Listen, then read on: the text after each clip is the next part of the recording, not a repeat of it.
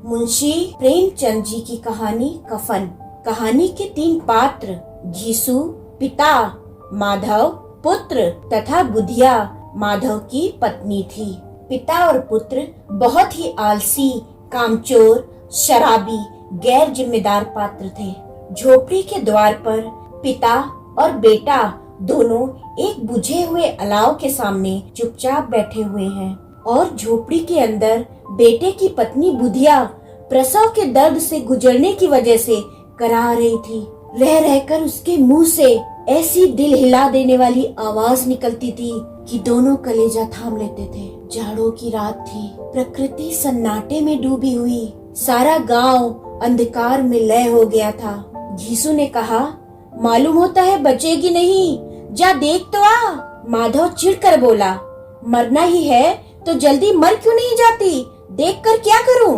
तू बड़ा बेदर्द है, साल भर जिसके साथ सुख चैन से रहा उसी के साथ इतनी बेवफाई। मुझसे तो उसका तड़पना और हाथ पांव पटकना नहीं देखा जाता। गांव में काम की कमी नहीं थी, किसानों का गांव था, मेहनती आदमी के लिए 50 काम थे, मगर इन दोनों को लोग उसी वक्त बुलाते जब 2 आदमियों से एक का काम पाकर भी संतोष कर लेने के सिवा और कोई चारा ना होता। विचित्र जीवन था इनका। घर में मिट्टी के 2-4 बर्तनों के सिवा कोई संपत्ति नहीं। संसार की चिंताओं से मुक्त, कर्ज से लदे हुए दोनों के सिर पर खूब कर्ज था, लेकिन संतोष इतना कि इन्हें बस एक टाइम थोड़ा खाना मिल जाए, इसके अलावा कुछ नहीं चाहिए था। दुनिया भर के ताने भी सुनते थे, मगर कोई गम नहीं। दीन इतने कि वसूली की आशा न रहने पर भी लोग इन्हें कुछ न कुछ कर्ज दे देते थे। मटर आलू की फसल में दूसरों के खेतों से मटर या आलू उखाड़ लाते और भून भान कर खा लेते, या 10-5 गन्ने उखाड़ लाते और रात को चूसते। इसी तरह से घीसू ने अपनी जिंदगी के 60 साल काट लिए थे। इस वक्त दोनों अलाव के सामने बैठकर आलू भून रहे थे, जो कि किसी के खेत से खोद कर लाए थे। घीसू की पत्नी का देहांत हो गया था। माधव का ब्याह पिछले साल हुआ था। जब से यह औरत आई थी, उसने इस खानदान में व्यवस्था की नींव डाली थी। उसने घर को अच्छे से संभाल लिया था। पिसाई करके या घास छीलकर वह आटे का इंतजाम कर लेती थी। जब से वह आई, ये दोनों और भी आलसी हो गए थे। कोई कार्य करने को बुलाता तो दुगनी मजदूरी मांगते। आज भी बाहर आग के पास बैठकर किसी के खेत से लाए आलू को भूनकर दोनों पिता बेटे खा रहे थे, और बुधिया अंदर दर्द से तड़प रही थी। और ये दोनों शायद इसी इंतजार में थे कि वह मर जाए तो आराम से सोएं। घीसू ने आलू निकालकर छीलते हुए कहा, जाकर देख तो क्या दशा है उसकी। माधव को डर था कहीं उसका पिता सारे आलू ना खा जाए। वो बोला कि मुझे डर लगता है, आप ही अंदर जाकर क्यों नहीं देख लेते हैं। माधव के पिता ने कहा, डर किस बात का, मैं तो हूँ यहाँ, तो तुम ही जाकर देखो ना। मेरी औरत जब मरी थी, मैं 3 दिन तक उसके पास से हिला तक नहीं था। अगर मैं अंदर जाता हूँ तो उसे शर्म आ जाएगी। ससुर हूँ उसका, मुझे देख लेगी तो खुलकर हाथ पांव भी न पटक सकेगी। घीसू और माधव को इतनी भूख लगी थी कि वो गरम गरम आलू खाकर अपनी जीभ जला रहे थे। इतना सब्र न था कि उन्हें ठंडा हो जाने दें। घीसू को उस वक्त ठाकुर की बारात याद आई, जिसमें 20 साल पहले वह गया था। बोला वह भोज नहीं भूलता। उस दावत में जिस तरह से पेट भरकर घी में तली हुई पूड़ियाँ, कचौड़ियाँ और दूसरे व्यंजन खाने को मिले थे, वैसे दोबारा कभी नहीं मिले। अब क्या बताऊं, उस भोज में क्या स्वाद मिला। कोई रोक टोक नहीं थी, जो चीज मांगो और जितना चाहे खाओ। माधव ने इन पदार्थों का मन ही मन मजा लेते हुए कहा, अब हमें कोई ऐसा भोज नहीं खिलाता, अब कोई क्या खिलाएगा। वह जमाना दूसरा था। यह सब सोचकर घीसू मुस्कुराया। तब तक आग में भुने हुए आलू खत्म हो चुके थे। अब घीसू और उसके बेटे ने हाथ धोया और दोनों सो गए। उधर बुधिया अभी भी दर्द से करा रही थी। रात भर अच्छे से सोने के बाद जैसे ही माधव की नींद खुली तो सबसे पहले अपनी पत्नी को देखने के लिए गया, लेकिन तब तक उसका शरीर ठंडा हो चुका था। बुधिया की मौत हो गई थी, उसके पेट में बच्चा मर गया था। माधव भागा हुआ घीसू के पास आया, फिर दोनों जोर जोर से हाय हाय करने लगे। पड़ोस वालों ने रोना धोना सुना तो दौड़ते हुए आए और इन अभागों को समझाने लगे, मगर ज्यादा रोने पीटने का अवसर न था।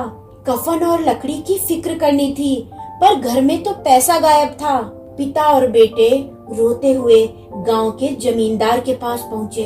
घीसू ने आंखों में आंसू भरे हुए कहा, सरकार, बड़ी विपत्ति में हूँ। माधव की घरवाली रात को गुजर गई, रात भर तड़पती रही। सरकार, हम दोनों उसके सिरहाने बैठे रहे, हमसे जो कुछ हो सका वह सब कुछ किया, वह हमें दगा दे गई। मालिक, अब कोई एक रोटी देने वाला भी नहीं रहा, तबाह हो गए, घर उजड़ गया। आपका गुलाम हूँ, आपके सिवा किसके द्वार पर जाऊं? जमींदार को दोनों कामचोरी की वजह से बिल्कुल पसंद नहीं थे, लेकिन जमींदार साहब दयालु थे। उन्होंने सोचा अभी गुस्सा दिखाने का समय नहीं है, इसलिए जल्दी से जेब से 2 रुपए निकालकर उन्हें दे दिए। अब जमींदार ने पैसे दिए हैं, यह सुनकर गांव के बड़े बड़े लोग भी मदद करने से मना नहीं कर पाए। सबने घीसू को कुछ न कुछ दे दिया। घंटे भर में घीसू के पास 5 रुपये, अनाज, लकड़ी और अन्य जरूरी सामान जमा हो गया था। बस अब जरूरत थी तो कफन की। घीसू और माधव बाजार से कफन लाने चले गए। अब दोनों सस्ता और हल्का सा कफन खरीदने के लिए एक दुकान से दूसरी दुकान जाने लगे, लेकिन उन्हें सस्ता कुछ भी नहीं लगा। तभी माधव ने कहा, कैसा रिवाज है, जिस औरत को जिंदा रहते हुए अच्छे कपड़े पहनने के लिए नहीं मिले, उसे मरने पर नया कफन उड़ाना होगा। कफन लाश के साथ जल ही तो जाता है और क्या रखा रहता है। ये 5 रुपए पहले मिलते तो अच्छे से दवाई कर लेते, शायद आज वो जिंदा होती। दोनों एक दूसरे के मन की बात ताड़ रहे थे। बाजार में इधर उधर घूमते रहे, कभी इस बाजार की दुकान पर गए, कभी उसकी दुकान पर। तरह तरह के कपड़े, रेशमी और सूती देखे, मगर कुछ पसंद नहीं आया। यहाँ तक कि शाम हो गई। अब दोनों एक मधुशाला के सामने जा पहुँचे और पहले एक बोतल ली। इसके बाद कुछ तली हुई मछलियाँ आई और दोनों बैठकर शांति पूर्वक पीने लगे। पीने के बाद दोनों सरूर में आ गए। घीसू बोला, बहू को कफन उड़ाते तो क्या होता, जल ही तो जाता ना। बहू के पास कुछ नहीं पहुँचता, लेकिन आज इतना खा लिया है कि मन तृप्त हो गया, उसे हमारी दुआएं लगेंगी। बेटे ने पूछा, जब लोग सवाल करेंगे कि कफन कहाँ है तो क्या कहोगे उन्हें? घीसू ने हंसते हुए कहा, उन्हें कहेंगे पैसे कहीं गिर गए और बहुत ढूंढा, मिले नहीं। भले ही लोगों को विश्वास ना हो, लेकिन कफन वो खुद ही ले आएंगे या रुपये देंगे। अपने पिता की इस बात पर माधव भी जोर जोर से हंसने लगा और फिर बोला, बहुत अच्छी थी बुधिया, जाते जाते हमें खूब पिला गई, उसे स्वर्ग में ही जगह मिलेगी। अब बचे हुए पैसों से घीसू ने और पूड़ियाँ मंगवाई और साथ में अचार भी। मजे से दोनों पूड़ियाँ खा रहे थे।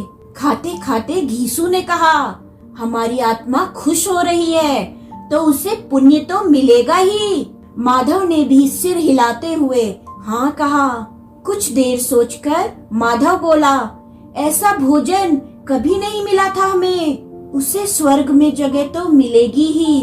आखिर उसी की वजह से हम ये सब खा पा रहे हैं। दोनों इस वक्त शान से बैठे हुए पूरियां खा रहे थे, जैसे जंगल में कोई शेर अपना शिकार उड़ा रहा हो। ना जवाबदेही का खौफ था, ना बदनामी की फिक्र। इन भावनाओं को उन्होंने बहुत पहले ही जीत लिया था। फिर माधव ने कहा, क्या हम लोग भी एक दिन स्वर्ग जाएंगे? माधव के इस मासूम सवाल का घीसू ने कोई जवाब नहीं दिया और कहा, चुपचाप से खाना खाओ, वो इस वक्त ऐसी बातें करके अपना आनंद कम नहीं करना चाह रहा था। फिर माधव ने पूछा, अगर बुधिया स्वर्ग में हमसे पूछेगी मेरे लिए कफन क्यों नहीं लाए, तो हम क्या जवाब देंगे? कहेंगे तुम्हारा सिर। पूछेगी तो जरूर। तू जानता है कि उसे कफन न मिलेगा? तू मुझे ऐसा गधा समझता है? 60 साल क्या दुनिया में घास खोदता रहा हूँ? उसको कफन मिलेगा और इससे बहुत अच्छा मिलेगा। घीसू गरम होकर बोला, मैं कहता हूँ उसे कफन मिलेगा। कौन देगा? सारा पैसा तो हम खा गए। नाराज होते हुए माधव ने कहा, वह तो मुझसे पूछेगी, उसकी मांग में तो सिंदूर मैंने ही डाला था। जवाब में घीसू बोला, वही देंगे जिन्होंने इतना कुछ दिया है। बस इस बार पैसा हमारे हाथ नहीं लगेगा, लेकिन कफन जरूर आएगा। जैसे जैसे अंधेरा बढ़ता था और सितारों की चमक तेज होती थी, मधुशाला की रौनक भी बढ़ती जाती थी। कोई गाता था, कोई डींग मारता था और ये दोनों पिता बेटे अब भी मजे ले लेकर चुस्कियां ले रहे थे। सबकी निगाहें इनकी ओर जमी हुई थी। दोनों कितने भाग्य के बली हैं। पूरी बोतल बीच में है। भरपेट खाकर माधव ने बची हुई पूरियों का पत्तल उठाकर एक भिखारी को दे दिया, जो खड़ा इनकी ओर देख रहा था और देने के गौरव, आनंद और उल्लास का उसने अपने जीवन में पहली बार अनुभव किया। घीसू ने कहा, ले जा, खूब खा और आशीर्वाद दे। जिसकी कमाई है वह तो मर गई, पर तेरा आशीर्वाद उसे जरूर पहुंचेगा। माधव ने फिर आसमान की तरफ देखकर कहा, वह वैकुंठ में जाएगी, वह वैकुंठ की रानी बनेगी। घीसू खड़ा हो गया और जैसे उल्लास की लहरों में तैरता हुआ बोला, हाँ बेटा, वैकुंठ में जाएगी। किसी को सताया नहीं, किसी को दबाया नहीं। मरते मरते हमारी जिंदगी की सबसे बड़ी लालसा पूरी कर गई। माधव जोर जोर से रोते हुए कहने लगा, स्वर्ग की रानी बनेगी मेरी पत्नी। उसने बहुत दुख झेला है। घीसू ने समझाया, क्यों रोता है बेटा, खुश हो। वह माया जाल से मुक्त हो गई, जंजाल से छूट गई। बड़ी भाग्यवान थी जो इतनी जल्द माया मोह के बंधन तोड़ दिए। अब दोनों खड़े होकर गाना गाने लगे, नाचने लगे। सब उन्हें देख रहे थे, लेकिन उन्हें किसी से कोई फर्क नहीं पड़ रहा था। उछले भी, कूदे भी, गिरे भी, मटके भी, अभिनय भी किए और नशे में चूर पिता बेटे गाते गाते उसी जगह पर गिर गए। कहानी से सीख, इंसान को कामचोरी नहीं करनी चाहिए, वरना जीवन को चलाना मुश्किल हो जाता है। साथ ही ज्यादा संतोषी होने से जीवन में आगे बढ़ने की चाह ही खत्म हो जाती है।